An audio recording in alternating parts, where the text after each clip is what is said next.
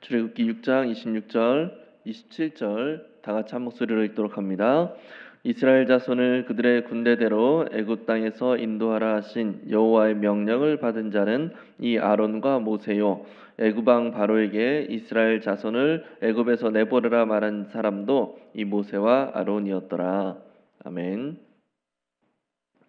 오늘 본문은 10가지 재앙에 앞서서 다시 한번 모세와 아론이 하나님으로부터 큰 사역을 위한 도구로 선택받았다라는 것을 확증해주는 그런 내용이라고 할 수가 있습니다. 모세와 아론에게 바로에게 가서 하나님의 뜻을 전하라라고 말씀하시면서 모세와 아론의 족보를 함께 기재를 하고 있죠. 해당 내용으로 함께 말씀을 나누도록 하겠습니다. 먼저 하나님께서는 모세와 아론에게 거듭 바로 왕에게 무엇을 말하라 말씀을 하십니까? 13절에 보면 이스라엘 자손을 애굽에서 내보내서 여호와를 섬길 수 있도록 하라라는 내용이었습니다. 이 내용에 바로는 기어코 자신의 장자가 죽임을 당하기까지 순복하지를 않는 것이죠. 모세는 르우벤과 시몬 지파 다음으로 어느 지파의 족보를 소개합니까? 16절에서 레위의 아들들의 이름을 소개를 하고 있습니다. 특별히 모세와 아론의 족보를 상세하게 기록을 하고 있습니다. 여기에는 몇 가지의 중요한 의미가 들어있을 텐데요. 이 해당 내용을 연구와 묵상해서 좀 더 깊이 다뤄보도록 하겠습니다. 이스라엘 족보는 왜 레위 지파 중 아론과 모세의 족보를 상세하게 기록을 하고 있습니까? 먼저 레위라는 인물에 대해서 좀 살펴보면 좋을 듯한데 야곱의 12아들들 중에서 이 레위와 관련하여 눈에 띄는 사건이 하나 있죠. 여동생 디나가 히위 족속 추장 세겜이라는 자에 의해서 강간을 당하게 돼요. 그리고 레위와 시므온이 히위 족속을 속여서 이에 대한 보복을 자행하죠. 이 사건으로 인해서 야곱이 유언을 남길 당시에 이 레위와 시므온 두 형제에 대하여서는 이들의 칼은 폭력의 도구이고 그들의 혹독함이 상당하여서 저주를 받을 것이다 라고까지 그렇게 이야기를 한 바가 있습니다.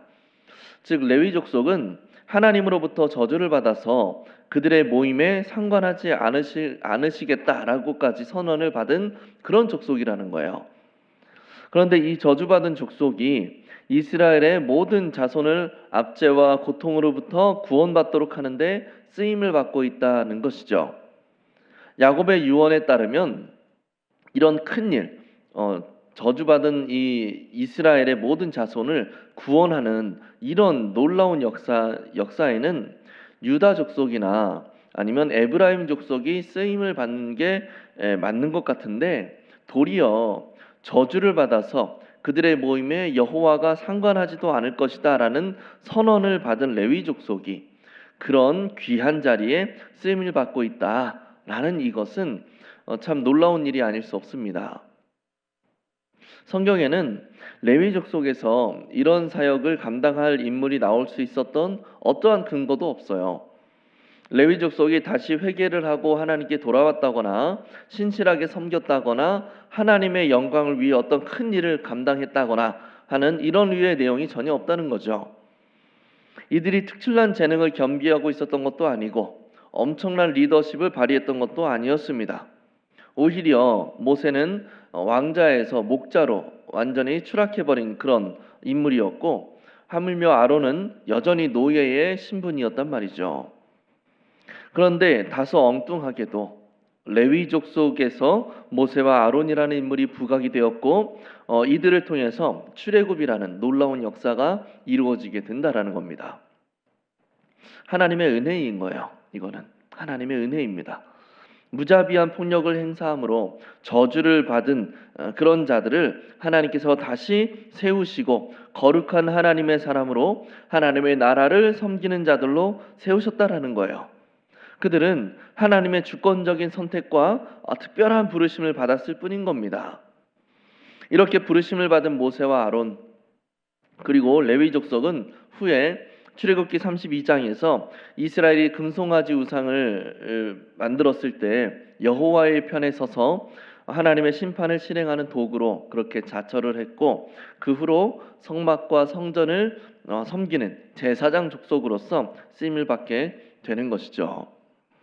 성경은 레위 족속을 회복시키셔서 하나님의 나라를 위해 쓰임 받도록 만드신 하나님의 은혜와, 또 앞으로 이스라엘을 영적으로 이끌어갈 레위 족속의 권위를 세우기 위한 방편으로 아론과 모세 그리고 레위 족속의 족보를 상세하게 소개하고 있다라는 것입니다. 느낀 점입니다.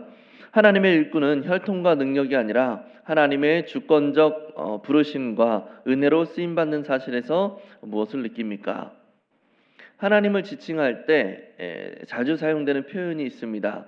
바로 아브라함과 이삭과 야곱의 하나님이라는 표현이죠. 이 표현은 영원하신 하나님에 대한 고백인데, 이 고백에는 하나님의 말씀과 선언은 변개되지 않고 영원하다라는 의미가 들어 있습니다. 야곱에 의해서 하나님의 선언이 선포되었어요. 레위는 저주받은 민족이 되었고, 이 선언은 하나님께서 회복시키지 않는 한 영원 무궁이 이어질 선언이었습니다. 그런데 하나님께서 그들을 향하여 은혜를 베푸신 거예요. 저주받은 족속에서 하나님의 나라를 섬기는 거룩한 공동체로 완전히 하나님이 회복시켜 주신 것이죠. 이것은 모세와 아론뿐 아니라 레위 족속, 그리고 수시로 반역을 일삼으면서 실수와 패역함으로 점철되는 역사를 써내려가는 그런 이스라엘 온 민족이 하나님의 은혜를 소망할 수 있는 대목이라고 할 수가 있습니다. 우리가 실수하고 우리가 패역하게 행했더라도 하나님이 우리를 회복시켜 주실 거야 라고 하는 그 소망을 품을 수 있게 되는 거죠. 그렇다면 내가 세상의 조건과 능력이 아닌 하나님의 은혜로 쓰임받은 적이 있다면 언제입니까? 이런 질문을 받으면 보통 성도들이 생각하는 게, 나는 무능력하고 정말 아무런 잘하는 것도 없고 하등 쓸모없는 존재인데 하나님이 사용하셨습니다, 이렇게 생각을 많이 하는 것 같아요. 근데 정말 그럴까요? 바울을 한번 생각해 볼까요? 바울은 정말로 아무런 능력이 없는 무가치한 사람이었습니까? 사실 아니거든요. 바울은 가말리엘의 문화에서 율법에 대하여 굉장히 높은 수준의 교육을 받았고, 헬라어와 히브리어와 아람어에도 능통을 했고요. 그리고 열심도 대단했던 사람이었습니다. 능력이 출중했어요. 그런데도 바울은 스스로를 무가치한 사람이라고 그렇게 고백을 한단 말이죠. 우리도 마찬가지예요. 우리가 정말 아무것도 할 줄 아는 게 없습니까? 우리에게 열심이 없나요? 우리 중에는 물질이 많은 사람도 있고 몸이 강건한 사람도 있고요. 또 기타 여러 가지 능력이 있는 사람도 있어요. 음식을 잘하시는 분들도 계시죠. 우리는 정말 무가치한 사람입니까? 아니에요. 그러나 우리가 가져야 하는 가치관은 내가 어떤 능력을 가지고 있고 어떤 가치를 지닌 사람인가가 아니라, 나에게 주어진 이 모든 것이 하나님의 나라를 위해 쓰이지 못한다면 그때 나는 무가치한 사람이 된다라는 인식입니다. 물질이 많은 것도 좋아요. 지식의 양이 많은 것도 좋고 몸이 건강한 것도 얼마나 좋습니까? 나의 가치를 높여줄 만한 많은 것들이 있단 말이죠. 그러나 이 모든 것이 나에게 주어졌을 때 이것이 하나님의 나라를 위해서 쓰이지 못한다면 그것은 결국 나를 무가치한 사람으로 전락시켜버리는 일이 되어버린다라는 거예요. 이것이 바로 청지기 의식입니다. 나에게 있는 모든 것을 주인을 위해 사용할 줄 아는 것. 따라서 작고 연약한 나를 은혜로 들어 사용하시는 하나님의 뜻에 순종하기 위해 우리에게 필요한 것이 무엇입니까? 이 청지기 의식을 지니는 겁니다. 나의 모든 것은 하나님이 주신 거예요. 하나님이 왜 주셨습니까? 나 혼자 잘 먹고 잘 살라고 주신 겁니까? 아니잖아요. 오히려 그것을 통해 이웃을 세워주고 하나님의 나라를 세워가라고 주신 것 아닙니까? 이 청지기 의식이 없으면 우리는 하나님 앞에서 온전히 쓰임받을 수 없을 뿐만 아니라 하나님의 부르심에 아멘으로 화답할 수도 없고, 그리고 우리는 결국 무가치한 사람, 하나님을 위해서 쓰임받을 줄 모르는 사람이 될 수밖에 없다라는 거죠. 나에게 있는 것, 곧 나의 어떤 지식, 나의 강건함, 나의 물질, 나의 인맥, 사회적인 입지, 모든 것은 무가치한 나를 하나님의 영광을 위해 사용하시려는 하나님의 은혜의 산물이라는 사실을 우리가 반드시 기억할 수 있기를 바랍니다. 거룩한 청지기 의식을 가지시기를 바라요. 이것을 통해서 모세와 같이, 아론과 같이, 레위 족속과 같이 하나님의 거룩한 사역에 귀하게 쓰임 받을 수 있는 우리 모두가 될 수 있기를 예수님의 이름으로 간절히 축복합니다. 기도하겠습니다. 먼저 오늘 말씀을 기억하면서 거룩한 청지기 의식으로 하나님의 나라를 위해 귀하게 쓰임받게 하옵소서 먼저 기도하시고, 더불어서 내가 처한 상황에서 조건과 능력을 의식하기보다 하나님의 뜻을 기준으로 삼고 순종하게 하옵소서. 또 주거 집중 기도 제목입니다. 리모델링의 모든 과정을 통해 하나님의 비전을 품게 하시고 감사와 기쁨으로 달려가게 하옵소서. 또 리모델링이 진행되는 단계마다 각 분야에서 가장 탁월하며 신실한 일꾼들을 붙여주옵소서. 기도하시고 개인 기도하시고 자유롭게 돌아가시면 되겠습니다. 우리 주여 한번 부르고 기도합니다. 주여, 하나님, 우리의 삶 가운데 모든 필요를 채우시고 또 넉넉하게 채우시는 하나님을 우리가 기대합니다.